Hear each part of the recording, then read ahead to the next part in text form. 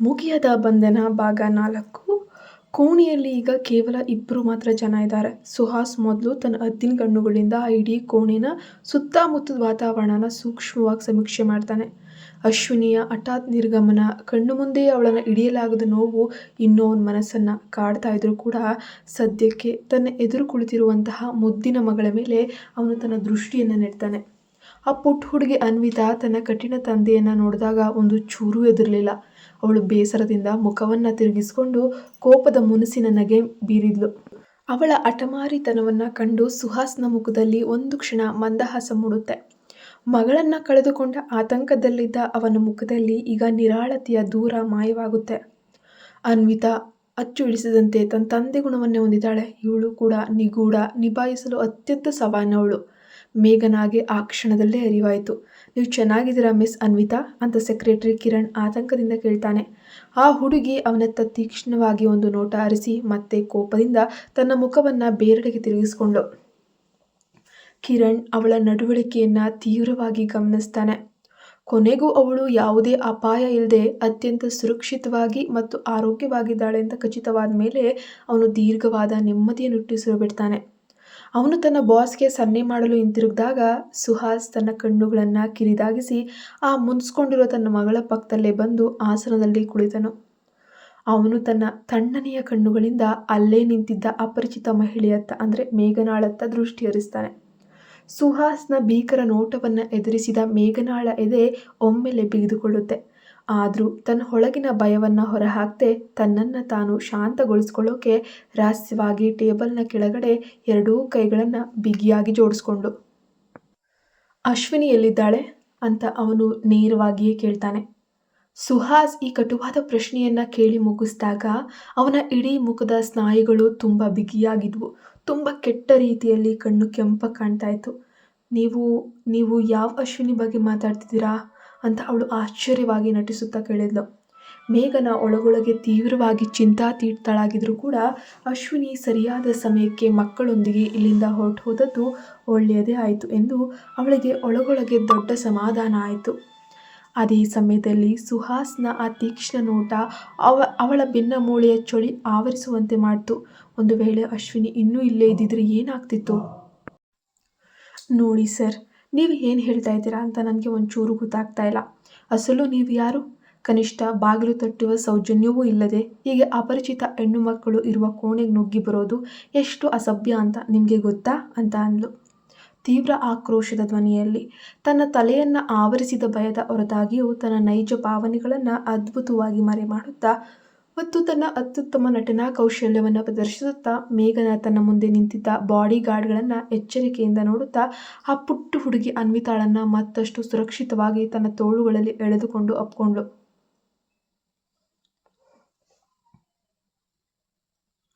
ಸುಹಾಸ್ನ ಉಬ್ಬುಗಳ ನಡುವಿನ ಕೋಪದ ಗೆರೆಗಳು ಇನ್ನಷ್ಟು ಗಾಢವಾದವು. ನೀನೇನಾ ನನಗೆ ಸ್ವಲ್ಪ ಮುಂಚೆ ಫೋನ್ ಮಾಡಿದ ಆ ಮಹಿಳೆ ಅಂತ ಗಂಭೀರವಾಗಿ ಕೇಳಿದ್ದ. ಹೌದು, ನಾನೇ ಫೋನ್ ಮಾಡಿದ್ದು ಎಂದು ಮೇಘನ ಒಂದು ಕ್ಷಣ ಹಿಂಜರಿದು ಧೈರ್ಯವಾಗಿ ಒಪ್ಕೊಂಡ್ಳು. ಸುಹಾಸ್ ಯಾವುದೇ ಭಾವನೆಗಳಿಲ್ಲದೆ ಕಲ್ಲಿನ ಮುಖದಿಂದ ಅವಳನ್ನು ದಿಟ್ಟಿಸುತ್ತಾ ಆ ಕೋಣೆಯ ಪ್ರತಿಯೊಂದು ಸಣ್ಣ ವಿವರಗಳನ್ನು ವಸ್ತುಗಳನ್ನು ಸೂಕ್ಷ್ಮವಾಗಿ ಪರೀಕ್ಷಿಸೋಕೆ ಶುರು ಮಾಡ್ತಾನೆ. ಈ ಹುಡುಗಿ ನೋಡಲು ತುಂಬ ಸಭ್ಯಳಾಗಿ ಕಾಣ್ತಾಳೆ, ಆದರೆ ಇವಳು ನನ್ನ ಮುಂದೆ ಏನೋ ದೊಡ್ಡ ಸುಳ್ಳು ಹೇಳಿ ನನ್ನನ್ನು ಮೋಸಗೊಳಿಸುವಂತಹ ಪ್ರಯತ್ನ ಮಾಡ್ತಾ ಇದ್ದಾಳೆ ಅಂತ ನನಗೆ ಬಲವಾದ ಸಂಶಯ ಬರುತ್ತಿದೆ ಎಂದು ಅವನು ಮನಸ್ಸಿನಲ್ಲೇ ಅಂದುಕೊಳ್ತಾನೆ. ಏಕೆಂದರೆ ಆ ಟೇಬಲ್ನ ಮೇಲಿದ್ದ ತಟ್ಟೆಗಳನ್ನು ಅತ್ಯಂತ ಆತುರದಲ್ಲಿ ಸ್ಥಳಾಂತರಿಸಲಾಗಿತ್ತು ಎಂಬುದು ಸೂಕ್ಷ್ಮವಾಗಿ ನೋಡಿದರೆ ತಿಳಿತಾ ಇತ್ತು. ಅದಕ್ಕಿಂತ ಹೆಚ್ಚಾಗಿ ಅಲ್ಲ ಆರ್ಡರ್ ಮಾಡಿಟ್ಟಿದ್ದ ಆಹಾರದ ಪ್ರಮಾಣ ತುಂಬ ಜಾಸ್ತಿ ಇತ್ತು. ಇದೆಲ್ಲವನ್ನ ಕೇವಲ ಇಬ್ಬರೇ ಅಂದರೆ ಮೇಘನ ಮತ್ತು ಮಗು ತಿನ್ನೋಕೆ ಸಾಧ್ಯನಾ ಅಂತ ಹೇಳಿದರೆ ಮೂರ್ಖರು ನಂಬ್ತಾ ಇರಲಿಲ್ಲ. ಹಾಗಾಗಿ ಸುಹಾಸ್ ಅಲ್ಲಿ ತಮ್ಮ ಕಣ್ಣನ್ನು ತಪ್ಪಿಸಿ ಯಾರೋ ಮೂರನೇ ವ್ಯಕ್ತಿ ಇದ್ದಾರೆ ಅನ್ನುವಂಥದ್ದನ್ನು ತಕ್ಷಣವೇ ಗ್ರಹಿಸ್ತಾನೆ. ಕೋಣೆಯ ಸುತ್ತಲೂ ತೀಕ್ಷ್ಣವಾಗಿ ಕಣ್ಣನ್ನು ಹಾಯಿಸಿದ ನಂತರ ಅವನು ಮರುಕ್ಷಣವೇ ತಣ್ಣನೆಯ ಕ್ರೂರ ನೋಟದೊಂದಿಗೆ ಮೇಘನಾಳ ಕಡೆಗೆ ಹಿಂತಿರುಗಿ ನೋಡ್ತಾನೆ. ಸುಹಾಸ್ ಮೇಘನಾಳ ಸುಳ್ಳನ್ನು ಹಿಡಿದು ಅಶ್ವಿನಿಯ ಬಗ್ಗೆ ಸತ್ಯವನ್ನ ಬಾಯಿ ಬಿಡಿಸ್ತಾನ. ಸುಹಾಸ್ ಇದ್ದಕ್ಕಿದ್ದಂತೆ ತನ್ನ ಆಸನದಿಂದ ಎದ್ದು ನಿಂತ್ಕೊತಾನೆ. ಅವನು ಹಾಗೆ ಎದ್ದು ನಿಲ್ತಾ ಇದ್ದಾಗೆ ಮೇಘನಾಗಿ ಏನೋ ಕೆಟ್ಟದಾಗಲಿದೆ, ಅವಳಿಗೆ ಒಂದು ಕಂಟಕ ತಗುಲುತ್ತೆ ಮತ್ತು ಶನಿ ಎಗಲೇರಿದ ಹಾಗೆ ಎಂಬ ಆತಂಕದ ಭಾವನೆ ಉಂಟಾಯಿತು. ಮುಂದಿನ ಕ್ಷಣವೇ ಸುಹಾಸ್ ತನ್ನ ಸಹಾಯಕ ಕಿರಣ್ ಕೈಯಿಂದ ಫೋನನ್ನು ಪಕ್ಕಕ್ಕೆ ಇಸ್ಕೊಂಡು ಅದರ ಸ್ಕ್ರೀನ್ ಮೇಲೆ ಏನೋ ಟ್ಯಾಪ್ ಮಾಡಿ ಮತ್ತೆ ತಣ್ಣನೆಯ ನೋಟದಿಂದ ಮೇಘನಾಳನ್ನು ದಿಟ್ಟಿಸಿ ನೋಡ್ತಾನೆ. ಕ್ಷಣಾರ್ಧದಲ್ಲಿ ಅಶ್ವಿನಿ ಮೇಘನಾಳಿಗೆ ಕೊಟ್ಟು ಹೋಗಿರುವಂತಹ ಆ ಒಂದು ಫೋನ್ ಜೋರಾಗಿ ರಿಂಗಾಗೋಕ್ಕೆ ಪ್ರಾರಂಭಿಸುತ್ತೆ. ಆ ಅನಿರೀಕ್ಷಿತ ಆಘಾತದಿಂದ ಮೇಘನ ಒಂದು ಕ್ಷಣ ದಿಕ್ಕೇ ತೋಚದಂತಾದ್ಲು. ಸುಹಾಸ್ ತನಗೆ ಬಂದ ನಂಬರ್ಗೆ ಮರಳಿ ಕರೆ ಮಾಡ್ದ. ಆದರೆ ಅವಳು ಬೇಗನೆ ತನ್ನನ್ನು ತಾನು ನಿಯಂತ್ರಿಸಿಕೊಂಡು ಶಾಂತಳಾಗಿ ಮುಖಭಾವ ಬದಲಾಗದಂತೆ ನಟಿಸುತ್ತಾ ಆ ಫೋನ್ ಕಡೆ ಒಂದು ಕಟು ನೋಟವನ್ನು ಬೀರಿ ಕರೆಯನ್ನು ಕಟ್ ಮಾಡ್ತಾಳೆ. ನೋಡಿ ಸರ್, ನೀವು ಈ ಮಗುವಿನ ತಂದೆ, ನಿಮ್ಮ ಮಗಳು ನಿಮಗಾಗಿ ಕಾಯ್ತಾ ಇದ್ದಾಳೆ, ದಯವಿಟ್ಟು ಅವಳನ್ನು ನಿಮ್ಮೊಂದಿಗೆ ಕರೆದುಕೊಂಡು ಹೋಗಿ ಎಂದು ಅವಳು ತೀಕ್ಷ್ಣ ನೋಟವನ್ನು ನೇರವಾಗಿ ಎದುರಿಸುತ್ತಾ ಧೈರ್ಯದಿಂದ ಹೇಳ್ತಾಳೆ. ನಂತರ ಅನ್ವಿತಾಳ ತಲೆಯನ್ನು ಪ್ರೀತಿಯಿಂದ ಸವರುತ್ತಾ ಅವಳನ್ನು ನಿಧಾನವಾಗಿ ಸುಹಾಸ್ನ ಕಡೆಗೆ ಹೆಜ್ಜೆ ಹಾಕುವಂತೆ ಮುಂದೆ ತಳ್ಳಿದ್ಲು. ಸುಹಾಸ್ನ ಉಬ್ಬುಗಳು ಮತ್ತಷ್ಟು ಸುಖಗೊಂಡವು. ಅವನು ಕೋಪದಿಂದಲೇ 2 ಹೆಜ್ಜೆ ಮುಂದಕ್ಕೆ ಇಡ್ತಾನೆ. ಮಗುವನ್ನು ಇಸ್ಕೊಂಡು ಅವನು ಇಲ್ಲಿಂದ ಹೊರಟು ಹೋಗ್ತಿದ್ದಾನೆ ಎಂದು ಭಾವಿಸಿದ ಮೇಘನ ಈಗಲಾದರೂ ನೆಮ್ಮದಿಯ ನಿಟ್ಟುಸಿರು ಬಿಡಬಹುದು ಅಂದ್ಕೊಳ್ಳೋ ಅಷ್ಟರಲ್ಲೇ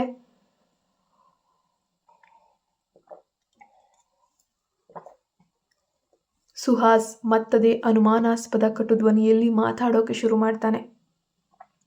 ನಿಮಗೆ ತುಂಬ ಚೆನ್ನಾಗಿ ಹಸಿವಾಗ್ತಿದೆ ಅಂತ ಕಾಣಿಸುತ್ತೆ ಮಿಸ್.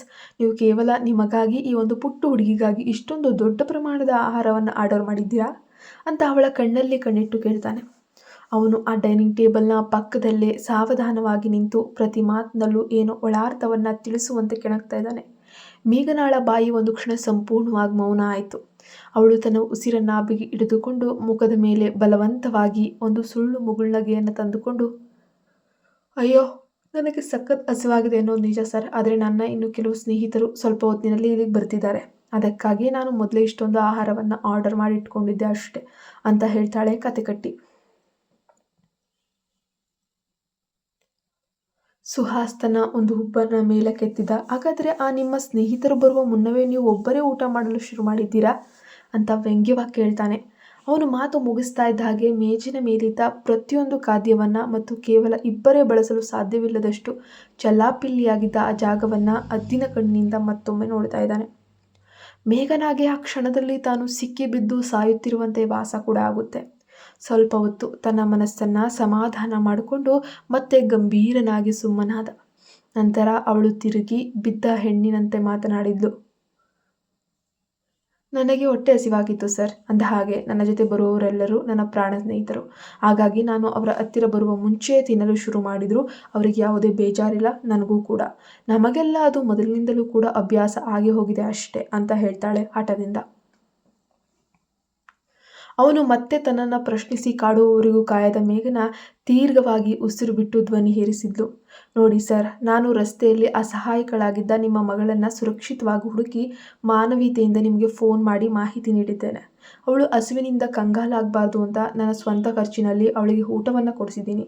ನೀವು ನನಗೆ ಕೃತಜ್ಞತೆ ಹೇಳಿದಿದ್ರೂ ಪರವಾಗಿಲ್ಲ, ಆದರೆ ಇಲ್ಲಿಗೆ ಬಂದು ಯಾರೋ ದೊಡ್ಡ ಅಪರಾಧಿಯನ್ನು ವಿಚಾರಣೆ ಮಾಡುವಂತೆ ನನ್ನನ್ನೇ ಯಾಕೆ ಹೀಗೆ ಪ್ರಶ್ನೆ ಮಾಡ್ತಾ ಇದ್ದೀರಿ? ನಾನು ಮಾಡಿರೋ ತಪ್ಪು ಏನಂತೆ ಎಂದು ಆಕ್ರೋಶದಿಂದ ಕೇಳಿದ್ಲು. ಹೊರಗೆ ಇಷ್ಟೆಲ್ಲವಾಗಿ ಧೈರ್ಯವನ್ನು ಪ್ರದರ್ಶನ ಮಾಡ್ತಿದ್ದಾಳೆ. ಒಳಗೊಳಗೆ ಮೇಘನಾಳ ಎದೆ ಎಷ್ಟು ನಡಕ್ತಿತ್ತು ಅಂದರೆ, ಅಯ್ಯೋ ದೇವರೇ, ಇವನು ಇದ್ದಕ್ಕಿಂತ ಹೆಚ್ಚಿನ ಪ್ರಶ್ನೆಗಳನ್ನು ಕೇಳಬಾರ್ದು, ಅವನು ಹಾಗೇನಾದರೂ ಕೇಳಿದರೆ ನನ್ನ ಕಂಟ್ರೋಲ್ ತಪ್ಪಿ ಸತ್ಯ ಹೊರಬಂದು ಬಿಡುತ್ತೆ ಅನ್ನೋಷ್ಟು ಭಯ ಅವಳಲ್ಲಿತ್ತು. ತನ್ನೊಳಗೆ ಆತಂಕದಿಂದ ಯೋಚನೆ ಮಾಡ್ತಾನೆ ಇದ್ದಾಳೆ. ಇದೇ ಸಮಯದಲ್ಲಿ ಅಶ್ವಿನಿ ಹೊರಗಡೆ ಪಾರ್ಕಿಂಗ್ ಸ್ಥಳದಲ್ಲಿ ಕಾರಿನ ಪಕ್ಕದಲ್ಲೇ ಕಾಯ್ತಾ ಇದ್ಲು. ತನ್ನ 2 ಮಕ್ಕಳಾದ ಆರವ್ ಮತ್ತು ಆದಿತ್ಯನ ಕೈಗಳನ್ನು 2 ಕದಿಗಳಲ್ಲೂ ಬಿಗಿಯಾಗಿ ಹಿಡಿದುಕೊಂಡು ಒಳಗೊಳಗೆ ತೀವ್ರವಾಗಿ ಚಡಪಡಿಸ್ತಾ ಇದ್ಲು. ಅವಳಿಗೆ ಸುಹಾಸ್ನ ಹಠಮಾರಿ ಸ್ವಭಾವ ಮತ್ತು ಕ್ರೂರ ಬುದ್ಧಿ ತುಂಬ ಚೆನ್ನಾಗಿ ಗೊತ್ತಿತ್ತು. ಒಂದು ಸಣ್ಣ ಸುಳಿವು ಸಿಕ್ಕರೂ ಸಾಕು, ಅವನು ಇಡೀ ಸತ್ಯವನ್ನು ಅಗದು ತೆಗೆಯೋವರೆಗೂ ಬಿಡೋದಿಲ್ಲ ಎಂಬುದು ಅವಳಿಗೆ ಚೆನ್ನಾಗಿ ಅರ್ಥ ಆಗಿತ್ತು. ಮೇಘನ ಅಲ್ಲಿ ಎಷ್ಟು ಹೊತ್ತು ಅಂತ ಅವನ ಪ್ರಶ್ನೆಗಳನ್ನು ಸಹಿಸಿಕೊಂಡು ಸುಳ್ಳು ಹೇಳ್ತಾಳೋ ಏನೋ ಗೊತ್ತಿಲ್ಲ. ಒಂದು ವೇಳೆ ನಾನು ಇಲ್ಲೇ ಬೆಂಗಳೂರಿನಲ್ಲಿ ಬಂದಿದ್ದೀನಿ ಎಂಬ ವಿಷಯ ಸುಹಾಸ್ಗೆ ಏನಾದರೂ ತಿಳಿದ್ಬಿಟ್ರೆ, ದೇವರೇ, ನಾನೇನು ಮಾಡಲಿ? ಅವಳು ತೀವ್ರ ಆತಂಕದಿಂದ ಯೋಚನೆ ಮಾಡೋಕ್ಕೆ ಶುರು ಮಾಡ್ತಾಳೆ. ಅವಳು ಇಡೀ ಜಗತ್ತನ್ನೇ ಮರೆತು ಎಷ್ಟು ಪ್ರಯತ್ನಿಸಿ ಯೋಚಿಸಿದರೂ ಕೂಡ ಈ ಚದುರಂಗದಾಟದ ಸಮಸ್ಯೆಗೆ ಅವಳಿಗೆ ಯಾವುದೇ ಸ್ಪಷ್ಟ ಉತ್ತರ ಸಿಗ್ತಾನೆ ಇರಲಿಲ್ಲ. ಅಷ್ಟರಲ್ಲೇ ರೆಸ್ಟೋರೆಂಟ್ನ ಮುಖ್ಯ ದ್ವಾರದಿಂದ ಸುಹಾಸ್ ತನ್ನ ಮಗಳನ್ನು ಎತ್ಕೊಂಡು ಹೊರಗೆ ಬರುತ್ತಿರುವುದು ಅಶ್ವಿನಿಯ ಕಣ್ಣಿಗೆ ಬೀಳುತ್ತೆ.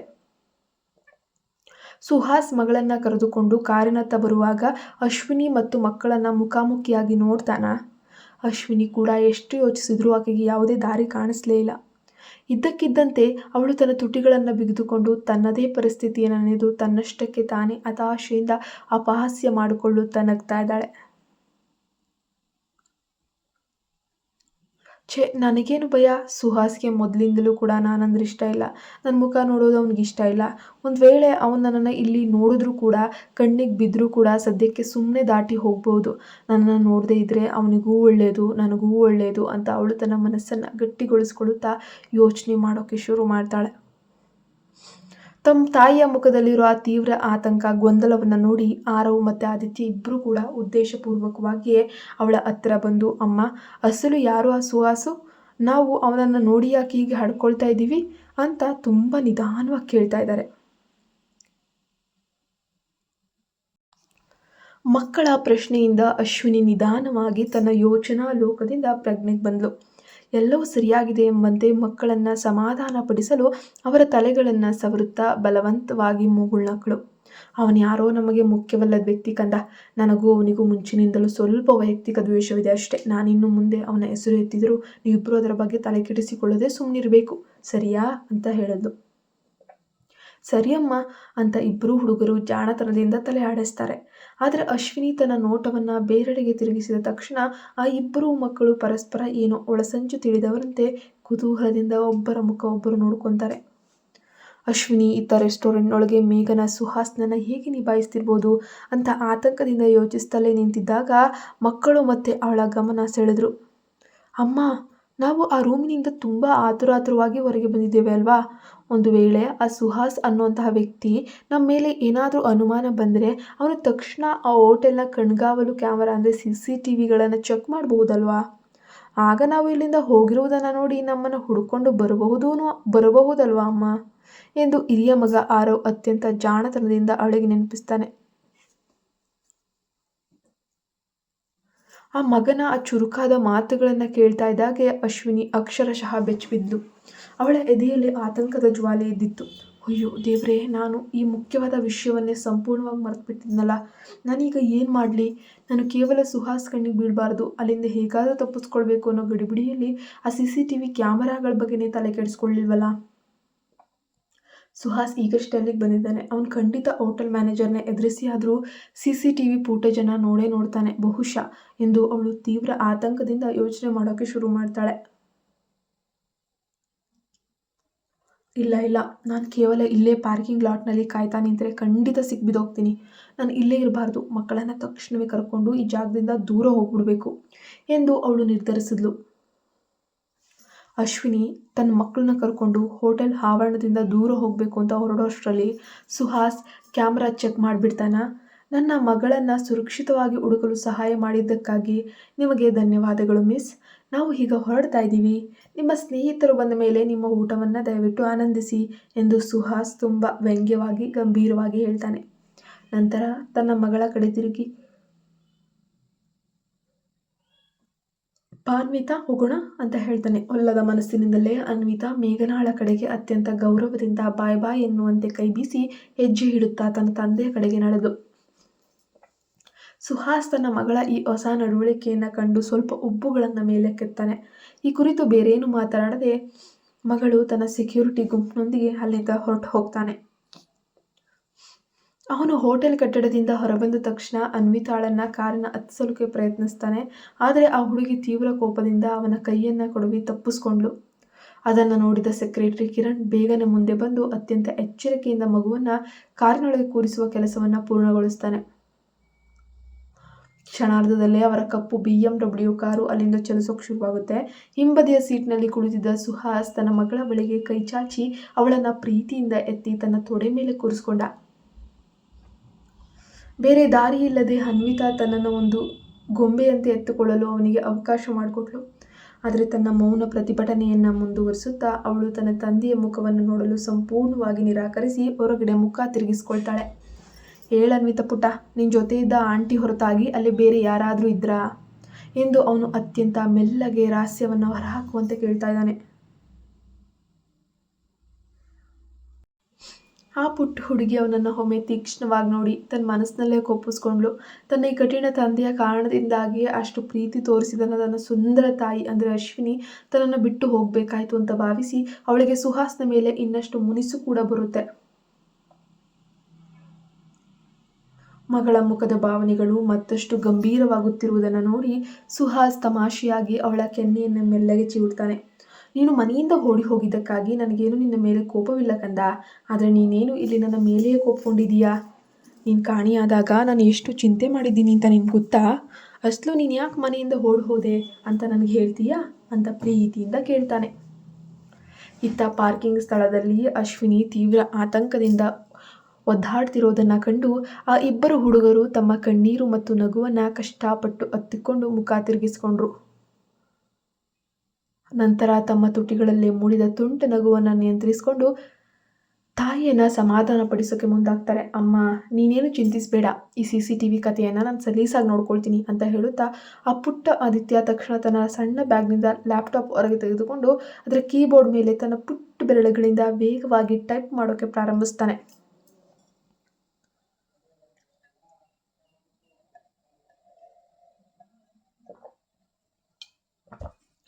ಅವನಿಗೆ ಆ ಪ್ರಸಿದ್ಧ ರೆಸ್ಟೋರೆಂಟ್ನ CCTV ಕಣ್ಗಾವಲು ಕ್ಯಾಮರಾದ ಮೇನ್ ಸರ್ವರನ್ನು ಹ್ಯಾಕ್ ಮಾಡೋಕ್ಕೆ 1 ಗಂಟೆ ಎಲ್ಲ ವಿಡಿಯೋ ದೃಶ್ಯಗಳನ್ನು ಸಂಪೂರ್ಣವಾಗಿ ಅಳಿಸಾಕಲು ಕೇವಲ ಕೆಲವು ನಿಮಿಷಗಳಷ್ಟು ಬೇಕಾಯಿತು.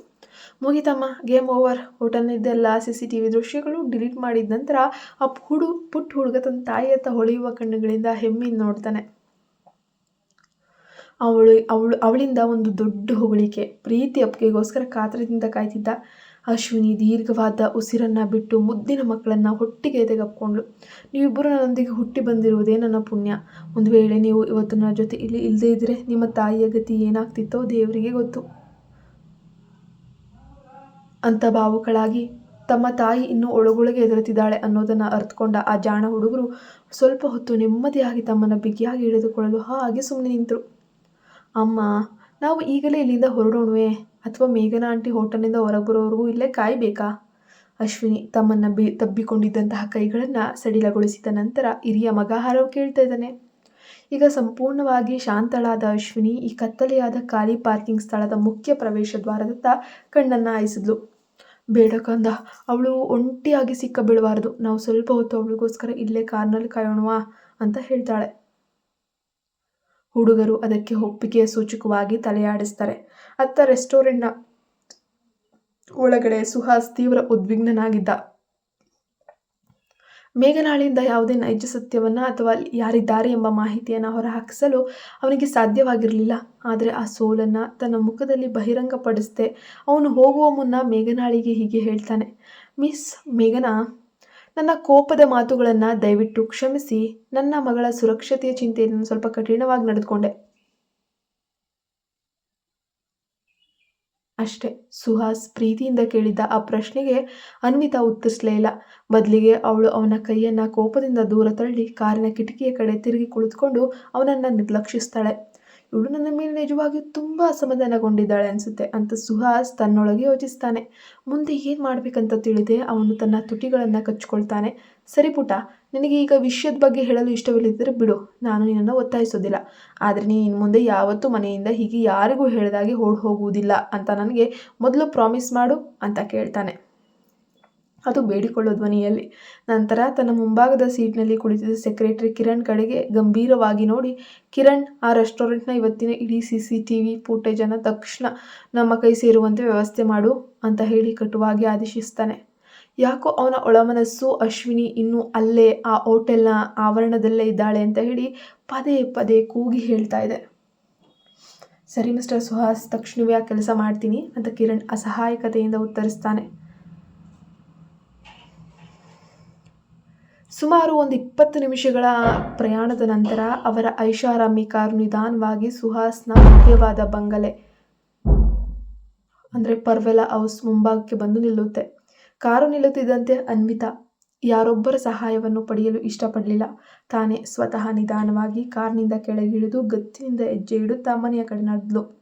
ಸುಹಾಸ್ ಕೂಡ ಒಂದು ಮಾತನ್ನು ಆಡದೆ ಸದ್ದಿಲ್ಲದೆ ಮಗಳ ಹಿಂದೆಯೇ ಹೆಜ್ಜೆ ಹಾಕ್ತ.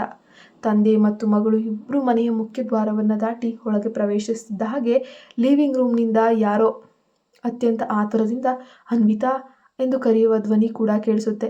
ಅಲ್ಲಿಯವರೆಗೆ ಸೋಫಾದ ಮೇಲೆ ಕುಳಿತು ತನ್ನ ಫೋನ್ನಲ್ಲಿ ಗೇಮ್ ಆಡ್ತಿದ್ದಂತಹ ಕಾವ್ಯ ಅವರು ಒಳಗೆ ಬರುತ್ತಿದ್ದಂತೆ ಫೋನನ್ನು ಪಕ್ಕಕ್ಕಿಟ್ಟು ತಟ್ಟನೆ ತಲೆ ಎತ್ತಿ ನೋಡ್ತಾಳೆ. ದೂರದಲ್ಲೇ ನಿಂತಿದ್ದ ಅನ್ವಿತಾಳನ್ನು ಕಂಡ ತಕ್ಷಣ ಅವಳು ನಾಟಕೀಯವಾಗಿ ಅವಳ ಬಳಿಗೆ ಓಡ್ಬಂದು ಬಿಗಿಯಾಗಿ ಅಪ್ಕೊಂಡು, ಅನ್ವಿತಾ ಪುಟಾಣಿ, ಕೊನೆಗೂ ನೀನು ಮನೆಗೆ ಬಂದ್ಬಿಟ್ವ್ಯಾ? ನಮಗೆ ಯಾರಿಗೂ ಹೇಳದೆ ನೀನು ಹೇಗೆ ಹಾಗೆ ಓಡ್ ಹೋದೆ ಕಂದ ಅಂತ ಪ್ರಶ್ನೆ ಮಾಡ್ತಾ ಇದ್ದಾಳೆ. ಇನ್ನು ಮುಂದಿನ ಭಾಗದಲ್ಲಿ ಏನಾಗುತ್ತೆ ನೋಡೋಣ. ದಯವಿಟ್ಟು ನಮ್ಮ ಚಾನಲ್ಗೆ ಸಬ್ಸ್ಕ್ರೈಬ್ ಆಗಿ ಪ್ಲೀಸ್.